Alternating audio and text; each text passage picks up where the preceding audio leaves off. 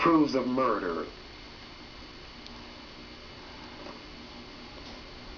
When that fellow Alwaliki was assassinated by an American drone or by whoever these people were, you never know whether the account they give is true. That was murder. It was murder of an American citizen. Obama has become one whose hands are covered with blood. He has kept not only the war in Iraq and the war in Afghanistan going at fever pitches, and they're claiming many American lives. Almost 5,000 in Iraq, almost 2,000 in Afghanistan. And he was the one who came into office talking about how bad Bush was to maintain these wars, that they were not in the national interest, and he was going to bring them to an end. And now that time is coming for re-election, he says he's going to do what he promised to do. There are other promises he made that he did not keep. But since he said that murder was all right, because this man was a threat that he decided was so great that the government was justified in murdering him, then why will they not do that in this country? And they did it during the 60s when the CIA, the FBI, and local police murdered black men. Murdered black men. It's been a governmental policy. I've always stated that an oppressive government will sharpen its tools of oppression on unpopular groups. Black people are the handy scapegoats for everything wrong whenever something goes wrong with or in this country. So they kill us all the day long, and people don't make an outcry. Then when it's turned toward others, suddenly the white people, like those occupying Wall Street, want to say how bad things are for them. They're losing their jobs, their education means nothing, they can't even afford to continue in school, their mortgages are high, and the house is no longer worth what they owe on the mortgage. Oh, they're just so full of woe. But when black people talked about these things, and have for generations, and we were never able to get jobs, couldn't buy housing even when we could afford it. White people said, you're just playing the victim card. All these white people are playing the victim card now. Why don't they get up and go to work?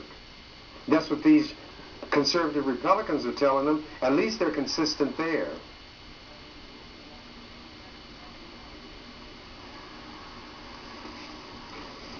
If,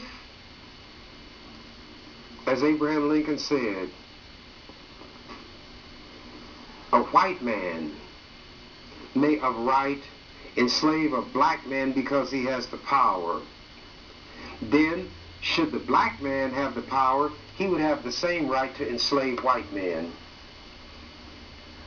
So when I say that if black people obtain the upper hand, they should do the same thing to white people. I didn't say they should. I would put it in the if, the hypothetical. If black people did the same thing to white people that white people have done to us, they would be hollering like pigs with their nose stuck under a gate saying, that's not right, that's not right. But it's right when they do it to us. Sick dogs on our children.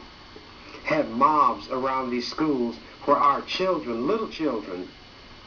One was a little 5-year-old girl going to the kindergarten, and she had to be surrounded by marshals because these brave white men were throwing bricks, rotten fruit, and vegetables at a 5-year-old little girl. And I'm not supposed to talk about it? And I'm a racist because I talk about these shameful things white people did? If they're ashamed of these things, don't do them. They benefited and profited from slavery, discrimination. And now they want to disavow it and say, don't talk about how they came to be where they are now. Don't talk about the injustices, the crimes they committed against vulnerable people. Now suppose somebody in another country said, American President Obama is a threat to our welfare, so he ought to be assassinated. Now, white people, a lot of them would agree with that because they think he ought to be assassinated too, but because he's black. So let's let it be a white president. And somebody in another country said, do to him what he's doing to people around the world. Killing little children, innocent men and women with these drone attacks.